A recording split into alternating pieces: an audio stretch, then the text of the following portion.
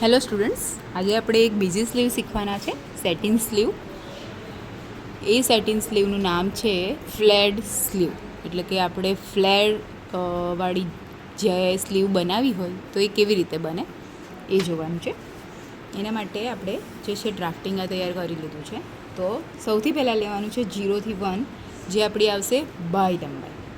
પછી 0 થી 2 એટલે કે આર એ લેવાનું છે આપણે સેમ એઝ 0 to 1, એટલે કે 0 to 1 જે લીધું એ જ આપણે 0 થી 2 લઈશું. પછી લેવાનું છે 3 to 1, તો 3 જે છે 1 to 3 જે આ લીધું છે આપણે 3 આર આવ્યું એ આપણે લીધું છે 1/4 ચેસ્ટ, એટલે કે આપણો ચેસ્ટનો જે ભાગ છે ને 4 વડે ભાગીને જે માપ આવે એ લેવાનું છે. અત્યારે આ સેમ્પલ માટે છે, એટલે આ ખાલી નાની આશરે આપણે મેઝરમેન્ટ લીધેલું માપ છે, પણ ડ્રાફ્ટિંગ જે છે આપણું આ સેમ રહેશે કોઈ પણ મેઝરમેન્ટની આપણે સ્લીવ બનાવી હોય એના માટે.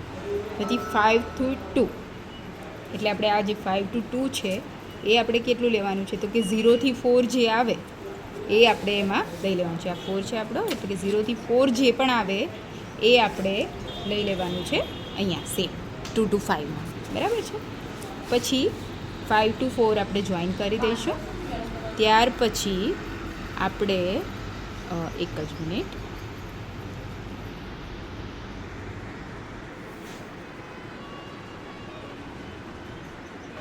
પછી સ્ટાર્ટ કરી દીધું.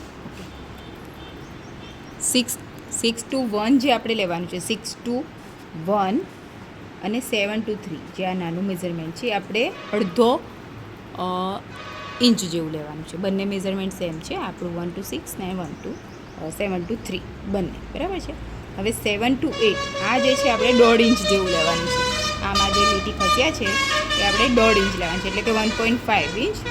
અને હવે આપણે 6, 8ને જોઈન કરી દઈશું. ઠીક છે, આ રીતે તમે જોઈ શકો છો. આ મેઝરમેન્ટ લઈને આપણે 6, 8ને જોઈન કરી લેવાનું છે. પછી આપણે 10 to 9 જે લેવાનું છે એ આપણે લેવાનું છે 1 ઇંચીસ. અને 6 થી જે 10 છે એ સેમ, એ બધું આપણે સેટ કરીને એને આ આર્મ હોલ માટે મેચ કરવાનું છે આપણે, બરાબર છે. હવે આ 0, 11 ને 4 ને આપણે આ રીતે સર્કલથી જોઈન કરીને શેપ આપી દેવાનો છે. પહેલાં આર્મ હોલનો શેપ આપીશું, પછી આ સર્કલનો શેપ આપીશું. આખું ફોલ્ડ પર બને છે, એટલે હવે એને ફોલ્ડ કરીને આપણે એનું કટિંગ કરી લઈશું. કટિંગ કર્યા પછી આ રીતે આપણી આ સ્લીવ જે છે તૈયાર થઈ જશે. એને આપણે આર્મ હોલ પર જે છે બન્યા પછી આપણું આર્મ હોલ જે આ રીતે હોય છે એને એટેચ કર્યા પછી લગાવવાની હોય છે. જો તમારે એવી રીતના ના લગાવવું હોય તો અહીંયા જે છે આપણું જે આ આપણું સાઈડ સીમ આવશે, આવી રીતના આપણી સ્લીવ લાગશે, એટલે તો એ ત્યાંથી કટિંગ તમે કરી શકો છો. જો તમારે આવી રીતના સાઈડ સીમને સ્ટિચ કર્યા વગર લગાવી છે તો એ આગળ આપણે સ્ટિચિંગમાં તમને બતાવીએ. ઓકે.